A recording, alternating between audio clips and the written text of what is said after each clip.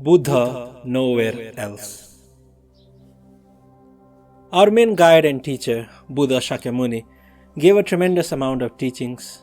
To put them all down in writing would fill thousands of volumes of scriptures.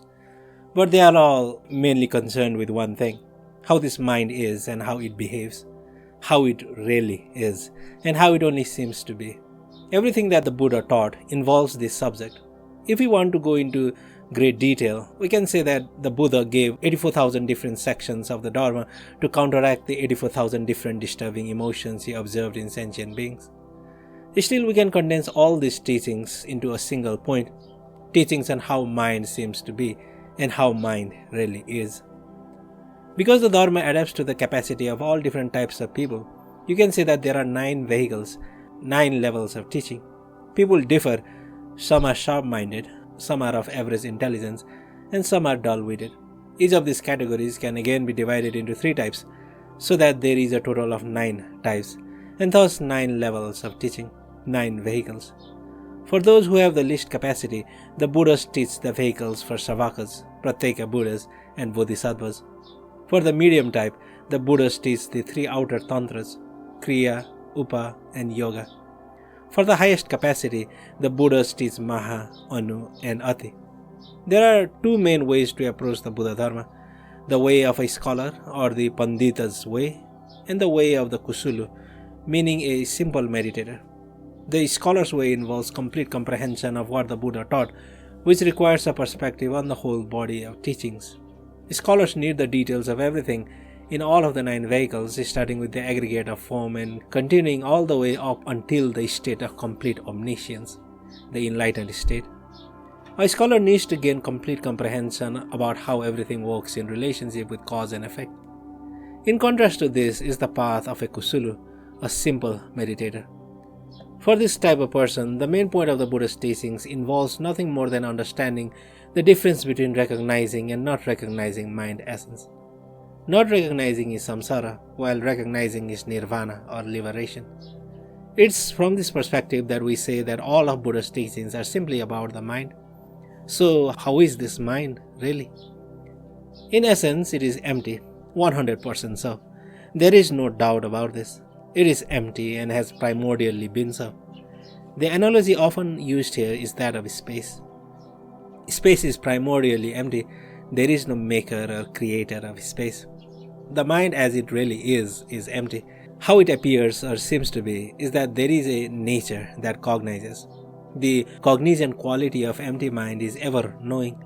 Whatever takes place can be known, whether it is samsara, the path, or nirvana. These 2 aspects are called the real and the seeming. The real is empty. The seeming is that there is a something that experiences whatever is. The essence of mind includes the 3 kayas of the Buddhas. You can say there is the Buddha, which is empty essence, the Buddha, which is cognizant nature, and the Buddha, which is the all-pervasive capacity. Rather than being different types of Buddha, they are indivisible.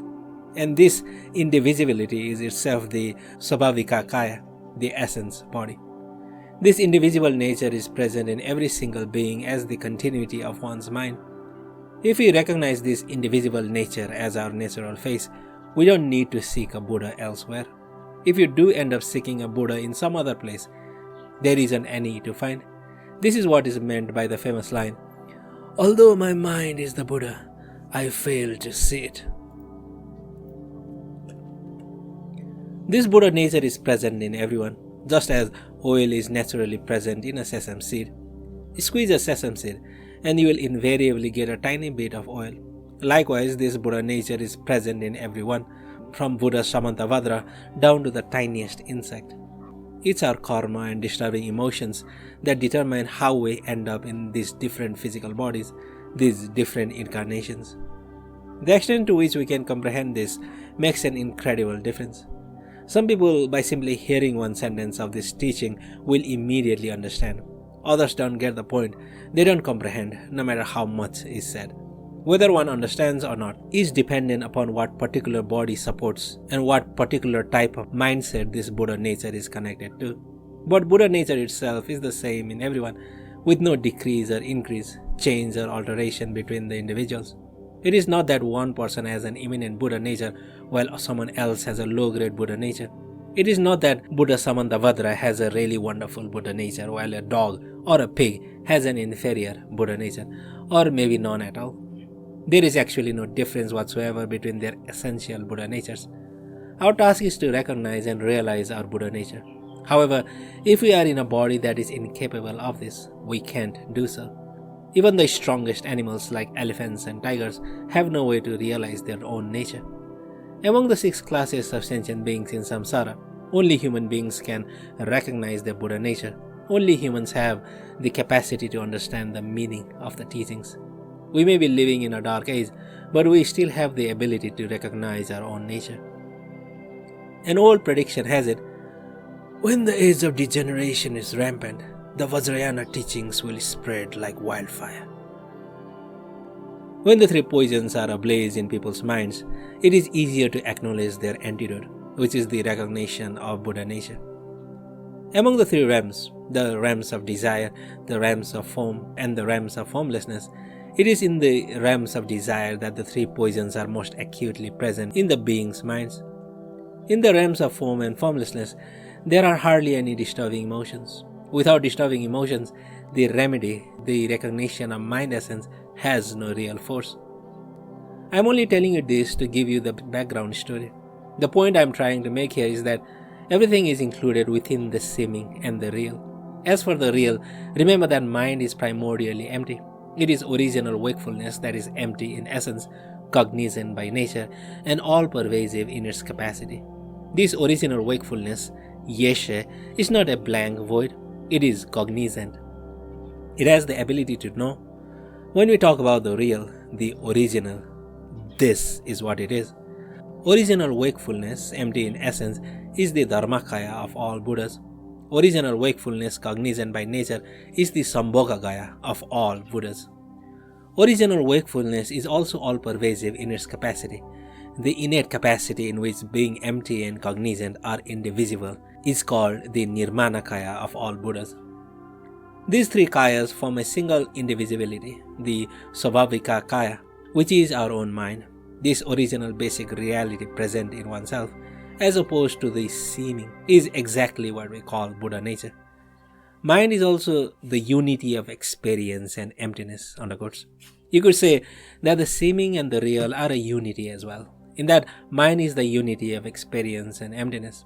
Exactly how this is possible is described like this. Intrinsic mind essence is Dharmakaya. Intrinsic experience is the radiance of Dharmakaya. It's like the sun and the sunshine, like the body and limbs, like the sky and clouds. The seeming is the expression of the real in the very same way.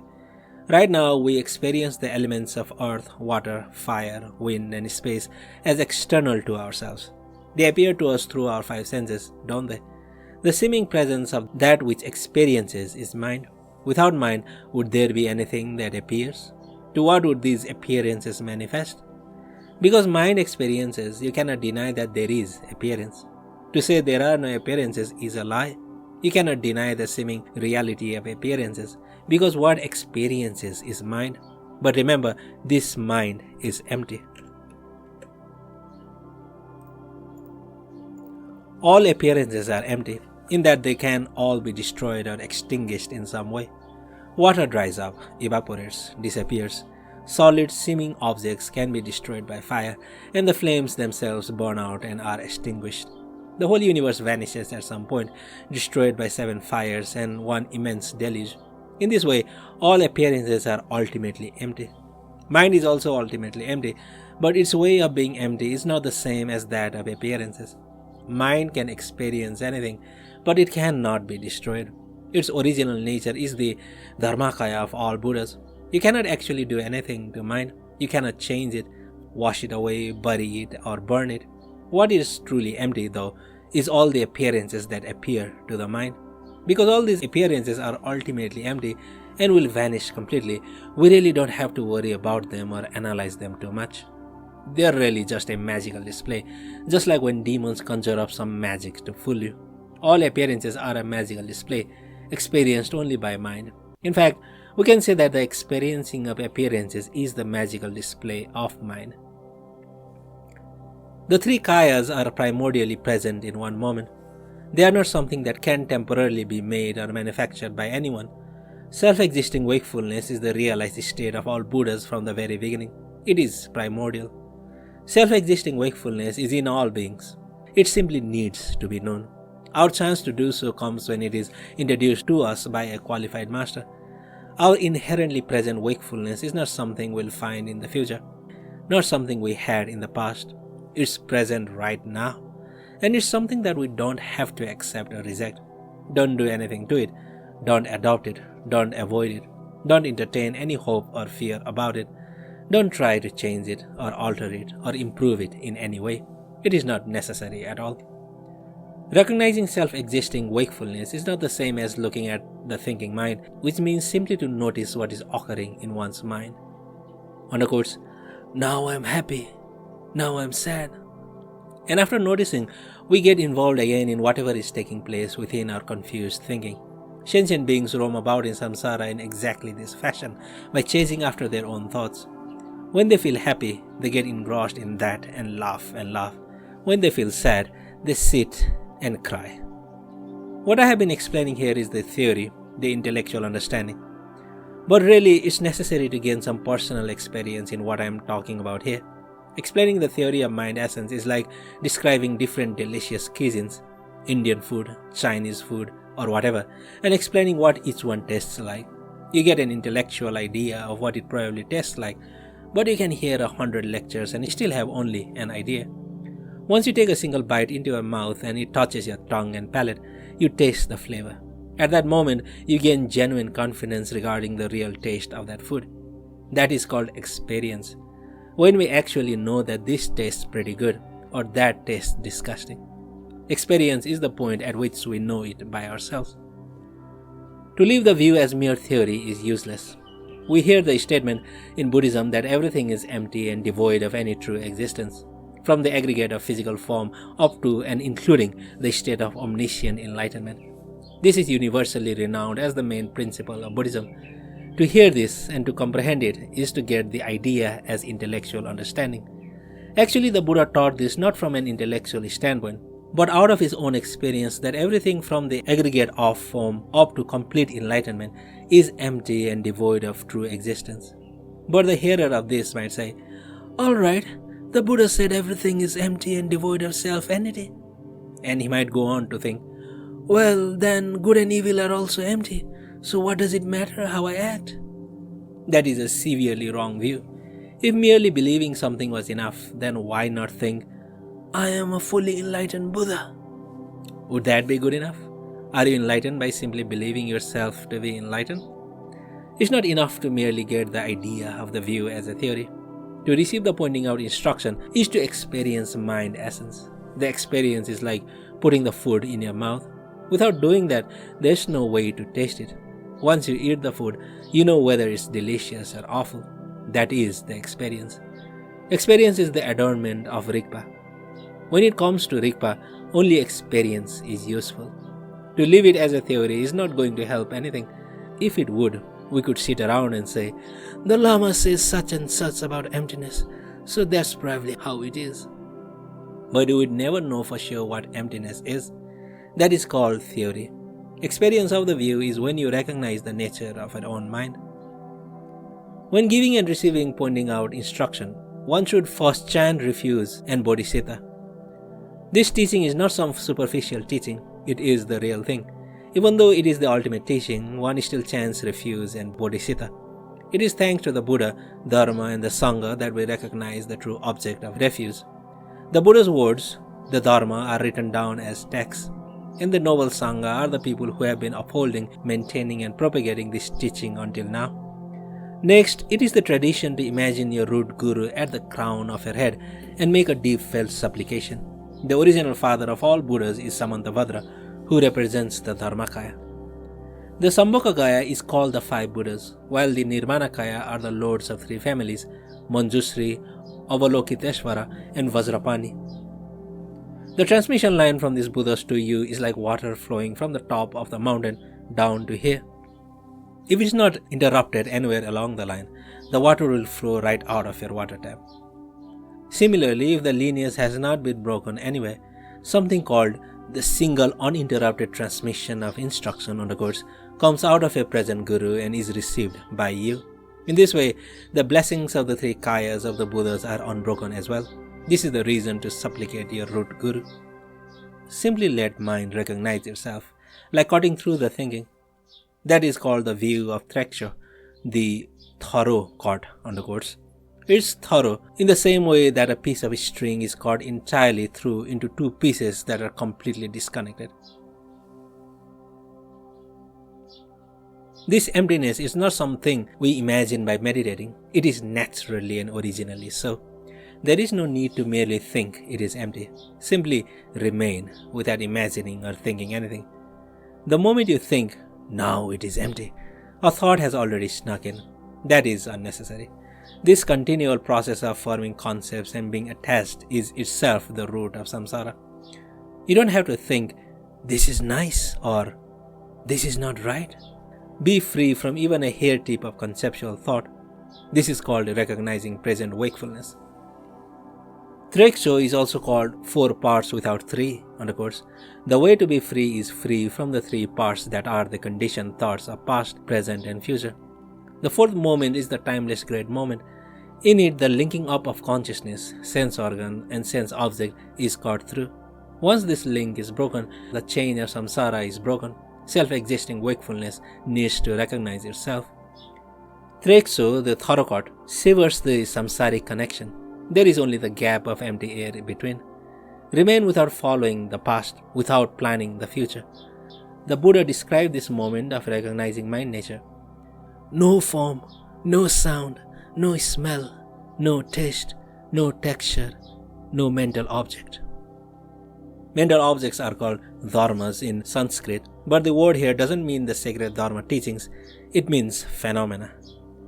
This self-existing wakefulness, in which there is no thing to see, is exactly what is called emptiness, shunyata. There are 2 different kinds of empty and emptiness. Space is empty. Can space which is completely empty see itself?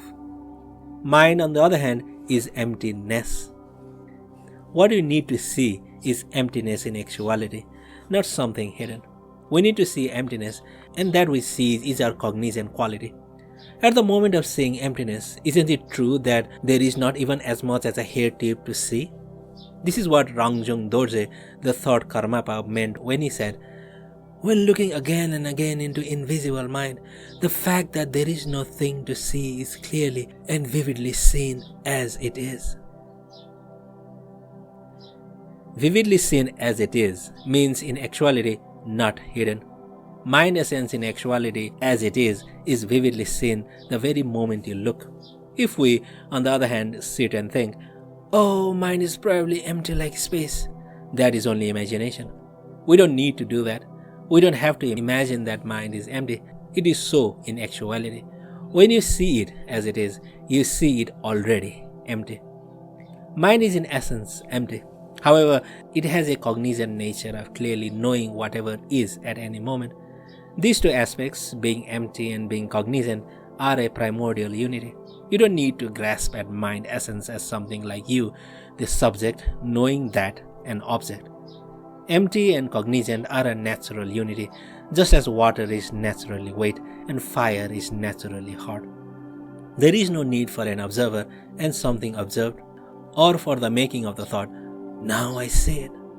That would be holding a concept in mind. Recognize the thinker and thought vanishes by itself because a thought has no inherent stability. Every thought is empty when you truly look at it. It can only vanish naturally. Once you truly discover this, there is no need to look here and there. Just let be. In the moment of experiencing mind essence, isn't it impossible to find any word for how it really is? If you do form words about it, now it is empty, now it is cognizant. Aren't those simply words that crowd the mind? When the whole point is to allow our thinking to dissolve, what is the use of forming more thoughts? You may have heard this quotation, transcendent knowledge is beyond thought, word and description. The moment you recognize mind essence, it is impossible to find words and descriptions for how it is. Allow your thinking to vanish, to dissolve, to simply disappear naturally. In this world, there is nothing else that can make it happen. We can blow up all the nuclear bombs we like, and mind will still churn our thoughts. There is only one way to dissolve thinking, and that is to recognize our true nature.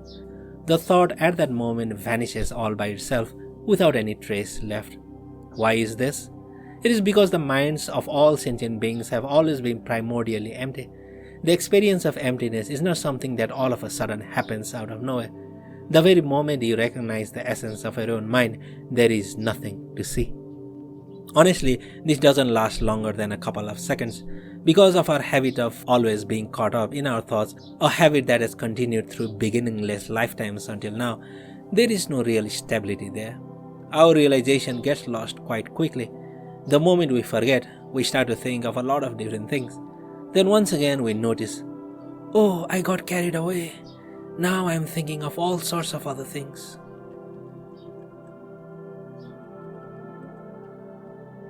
The training in recognizing your essence is simply to let be in naturalness.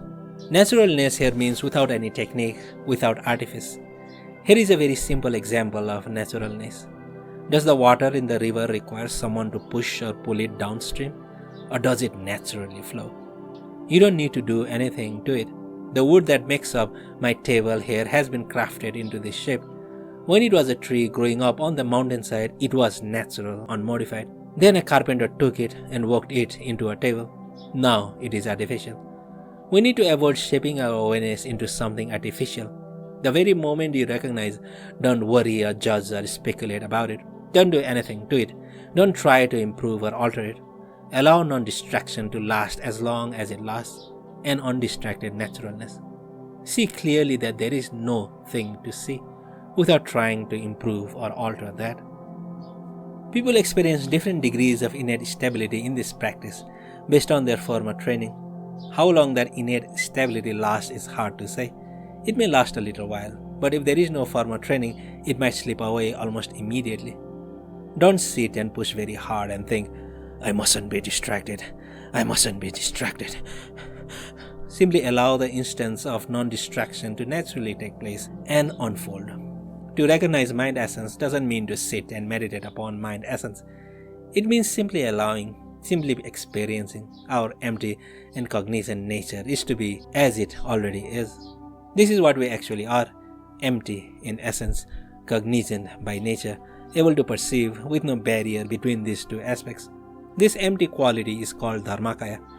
But we are not only empty. Unlike space, we possess a knowing quality. This is what is described as cognizant nature, Sambhogakaya. The capacity is the unity of these two, suffused with awareness. Capacity, undercourse, here means being empty or being cognizant cannot be separated. They are an original unity, and suffused with awareness, undercourse, refers to Rigpa.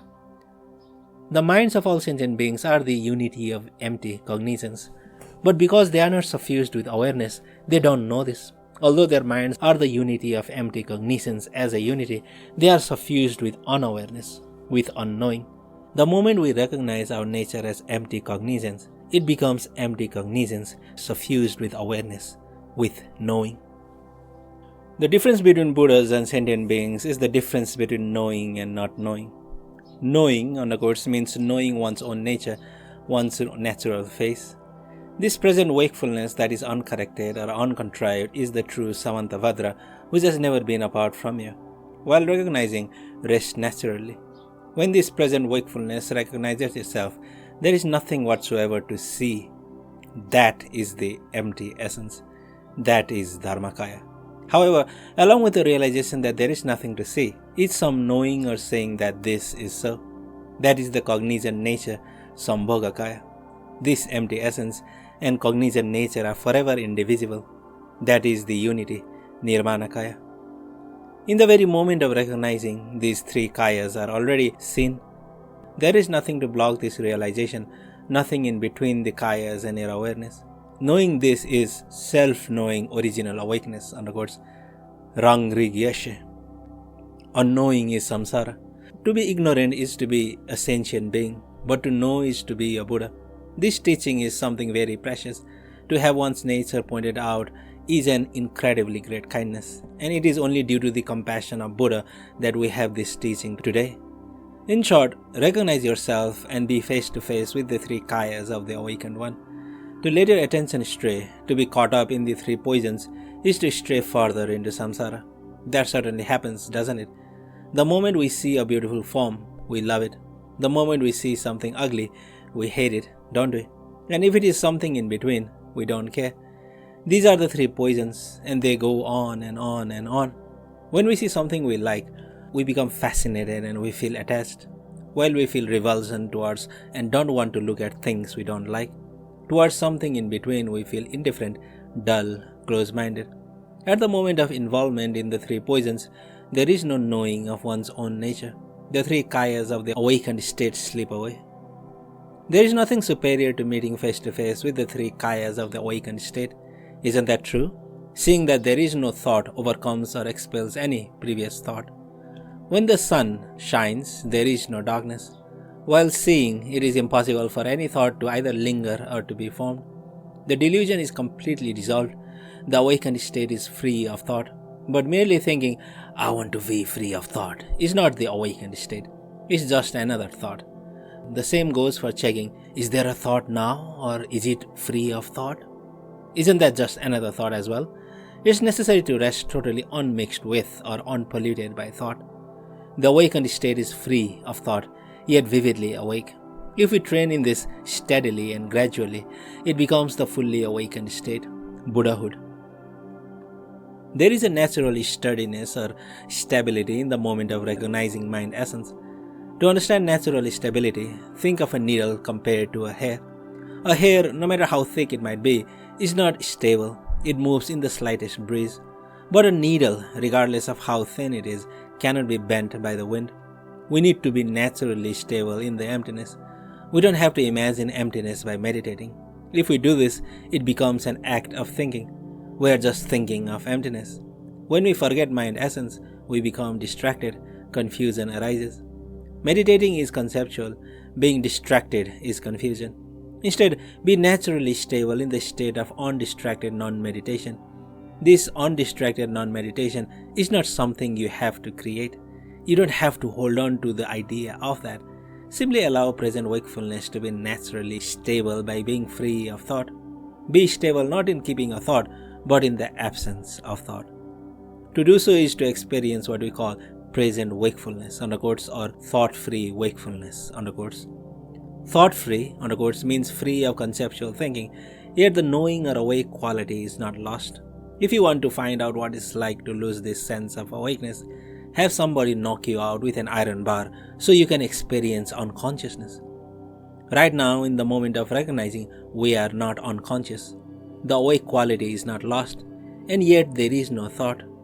If you spend your life practicing like this, eventually thinking will get weaker and thoughts will decrease. But the continuity of thought-free wakefulness is not lost. It lasts for longer and longer periods naturally of its own accord, while the moments of conceptual thinking become weaker and weaker and take up less and less time. Finally, you become totally free of thought. Conceptual thinking appears, and there is only present, thought-free wakefulness, uninterrupted through both day and night. That is called the Buddha mind. We need to train in this through thought-free wakefulness, but not by meditating on it or imagining it. It is primordially present already. Yet this present wakefulness gets caught up in thinking. To get free of thought, simply recognize. Recognize your present wakefulness. Don't forget, don't get distracted. That doesn't mean to sit and force oneself to be undistracted or unforgetting. Trying like that only fouls it up. Simply allow your basic state to be undistracted non-meditation. When all the activities of dualistic mind dissolve, when we are utterly stable in the unconfined empty cognizance, there is no longer any basis for remaining in the three realms of samsara. Even if our recognition of Rigpa doesn't become uninterrupted throughout day and night, even if we only manage to sustain its short moments many times, the value of training in this practice of recognizing mind essence will become fully evident at the time of death. At some point, we are all sure to die. No one escapes that in this world. Anyone who takes birth dies. If we manage to recognize at the moment when the breath ceases and we are separated from this illusory body, we can, in 3 seconds, perfect the strength of the recognition and stabilize it. It becomes the Dharmakaya state. just like space mingling with space. It's just like what happens to the space within a vase that breaks. The space inside and the space outside, which were up until this point divided by the side of the vase, become one.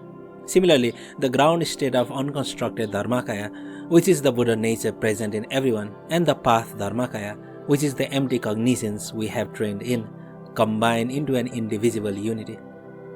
The process of our spirit disconnecting from the physical body is accompanied by the dissolution of all gross and subtle thought states or mental patterns. At this point, there is nothing covering the basic state of mind at all. This is called the ground luminosity of full attainment, sometimes described as the ground luminosity and path luminosity coming face to face. At that moment, the power of our training in this life can create the possibility for recognizing the original wakefulness. If we haven't trained at all, the basic state won't last longer than a single glimpse. But if we have trained, then at that moment, complete enlightenment is very likely. This is stated in a tantra. In one moment, the difference is made. In one moment, complete enlightenment is attained. All that is necessary is to allow the recognition of original wakefulness to be sustained for 3 seconds.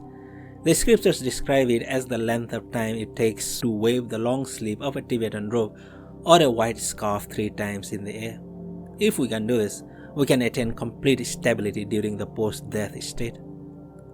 The ground luminosity is like the mother, while the path luminosity is like the child. Mother and child always recognize each other, don't they?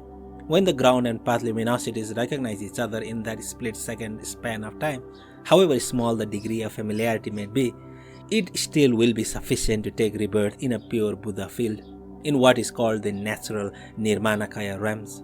There you will behold the face of the Buddha, hear his voice, and overcome the remaining obscurations.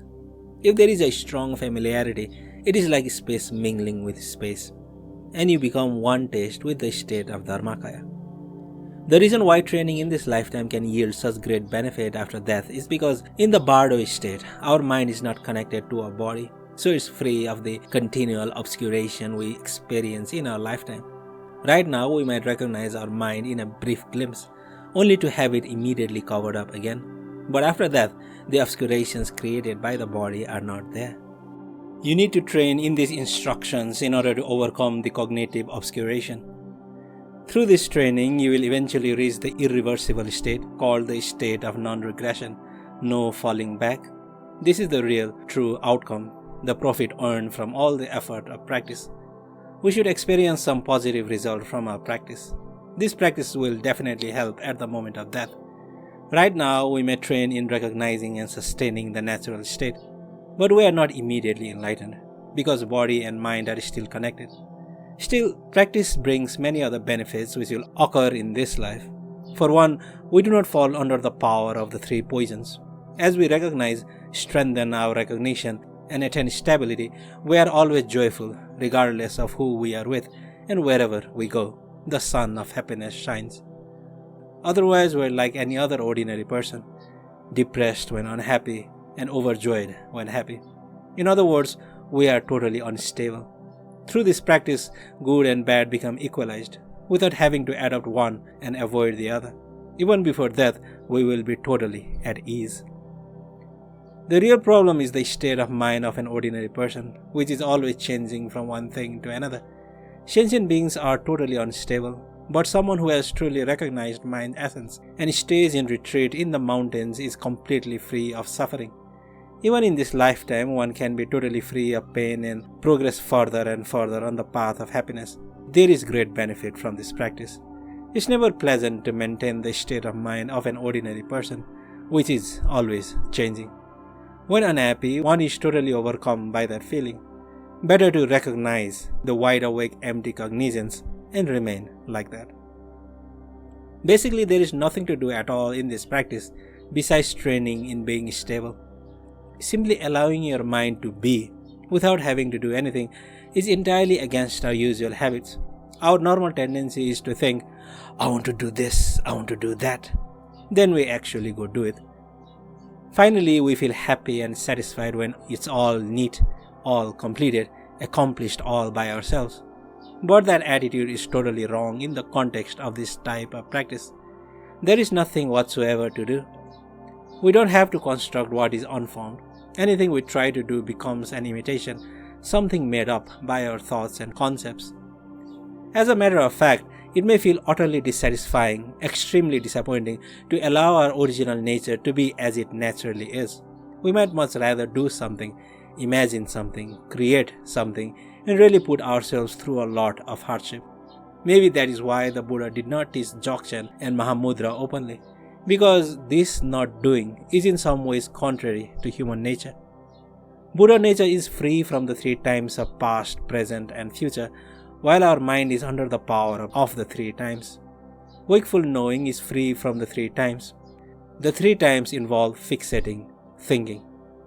Wakeful knowing is free from fixation and thought. The Buddha realized that different beings had various capacities, so out of great compassion and skillful means, he gave teachings that were right for different individuals. Although the essence of all teachings of all enlightened ones is to simply let be in recognition of one's own nature, the Buddha taught a lot of complex instructions in order to satisfy people on all the different levels. Another reason why there are the 9 vehicles, the 9 yanas, is because people couldn't live well enough alone. It seems to be human nature to love complications, to want to build up a lot of stuff. Later on, of course, they must allow it to fall into pieces again. So to repeat again, in order to make everybody happy, the Buddha and the great masters taught 9 vehicles. The variety of teachings that exist doesn't change the fact that the very essence of the Dharma, Buddha nature, is extremely simple and easy. In fact, it's so simple and easy that sometimes it's hard to believe. If we really apply ourselves to it sincerely, there will come a time when we discover something called establishing the natural state on the course. When you experience this, suddenly it's not so hard any longer. We realize that this fantastic thing called Buddha nature, our mind essence, is not out of reach at all. Since it is not something very complex, simply allow that to be regularly sustained. When it is totally easy and simple to recognize your natural face, you have established the natural state on the course. The general tradition of giving this pointing out instruction says we need to go step by step.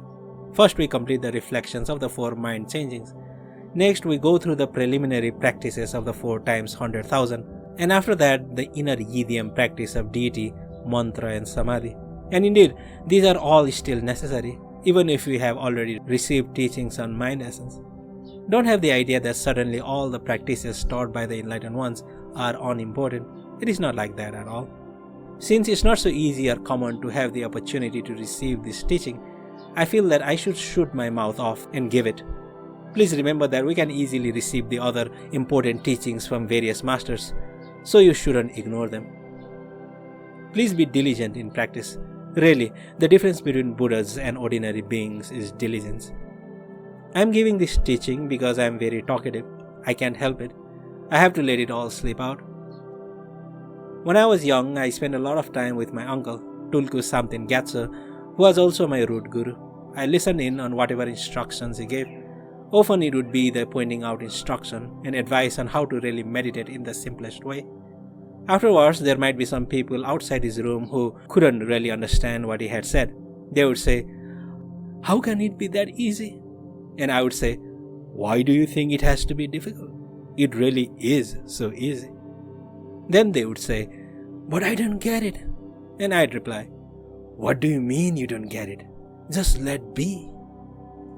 I had that kind of attitude because I'd heard what my uncle had said, and I'd just repeat it. Sometimes my uncle would call me in and say, "It seems you are talkative, as well as someone who thinks that it is totally easy. There is no problem with that at all. You are simply that type of person. I think that in the future you will be like this as well. You will be both talkative and somebody who acts like it is really simple." And he was right. On one hand, maybe I'm just fooling everybody, making it too simple. But on the other hand, this is really how it is. It is the truth. What is the use of trying to sit and push and struggle when you can allow the 3 kayas of Buddhahood to be naturally present? Why do we have to strain and contort ourselves into an uneasy posture and an uptight meditative state with some hope that in the future, after a lot of trouble, we may get there? You don't need to go through all that trouble and tension. All you need to do is totally let be and recognize your true nature right now. Because people are different, there is a need for different levels of teachings. We need something that is exactly suited for ourselves. And there are the 4 liberations. Liberation through hearing, liberation through remembering, liberation through understanding, and so forth. Maybe all that I said is not wasted. Maybe there are some who understood what I talked about. Maybe there are some who will remember this teaching and be liberated. If we really practice what was taught here today, it will eventually be possible to recognize our own nature as unconfined empty cognizance. The pointing out instruction is the present wakefulness pointed out as it is. It is not something in the future, not something in the past, but present right now. You don't have to accept or reject it. Don't do anything to it. Don't adopt. Don't avoid. Don't entertain any hope or fear.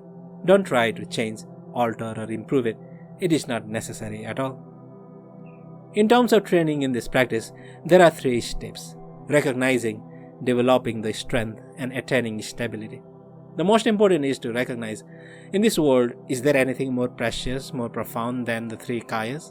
That this profundity is present right in ourselves, and we can recognize this fact in actuality is the first step. It's like acknowledging the seed of a flower. It may be very tiny, like the seed of this flower right here originally was.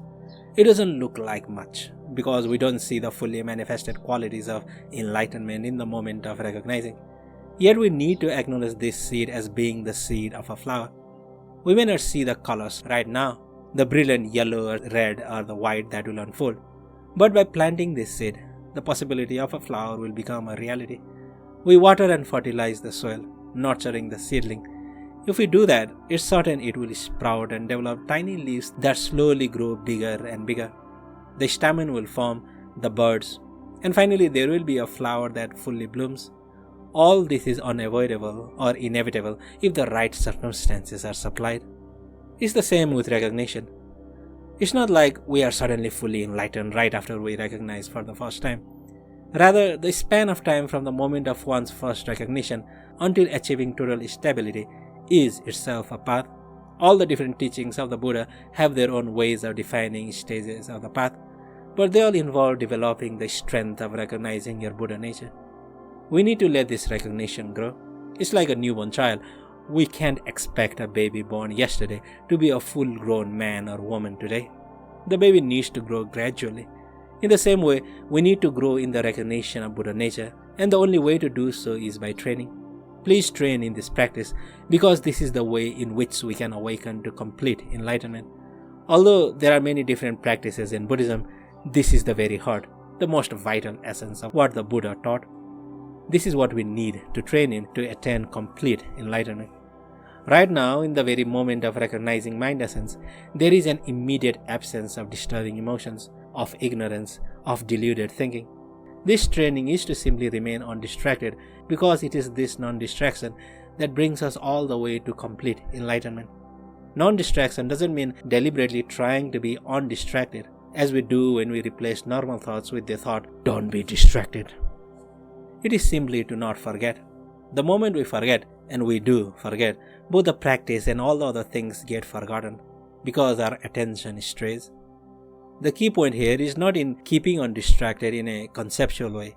It is simply allowing the state of unconfined empty cognizance, which by itself is undistracted, to continue. That is the training. Try to imagine what it's like when this moment of empty cognizance suffused with awareness starts to last for a full hour, unbroken. The very first moment of empty cognizance already has the potential for full omniscience, as well as the potential for compassion and loving kindness. The potential ability to protect and help other beings, as well as to manifest the activity that functions for the welfare of all. All these qualities are present, but not fully manifest. The longer this duration lasts, the more qualities become visible, actualized. They don't just appear later on, when realization is fully experienced. When the sun rises in the morning, do we have to wait for it to shine, for it to be warm and brilliant? Although the noon sun may be stronger than the dawn sun, all of its qualities are present from the very first moment, though they may not be fully manifested. It's the same in this training. What is essential is to train in order to attain stability. Please understand that Rangjang Yeshe, self-existing wakefulness, is primordially endowed with all perfect qualities. The qualities of enlightenment are not a fabrication or a product. They are not a new achievement, an unprecedented new discovery, or something that we achieve. They are present from the very beginning.